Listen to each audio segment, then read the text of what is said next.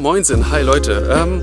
Wir sind heute in der Schorfheide und fotografieren ein bisschen, wandern ein bisschen, genießen den Wald, die letzten 2 warmen Tage, die wir jetzt hier in Deutschland dieses Jahr haben. Und zwischendurch zeige ich euch ein paar Shots, die ich gemacht habe. Und ich wünsche euch einfach viel Spaß bei dem Video und teilt bitte meine Videos, damit endlich mal mehr Leute das sehen können und sich die Mühe, sage ich mal, lohnt oder es ein bisschen mehr Spaß macht. Es bringt einfach ein bisschen mehr Motivation, wenn es mehr Leute sehen. Vorsicht, Kameramann, Frau. Und ja, viel Spaß bei dem Video, wie schon gesagt, und bis zum nächsten Mal.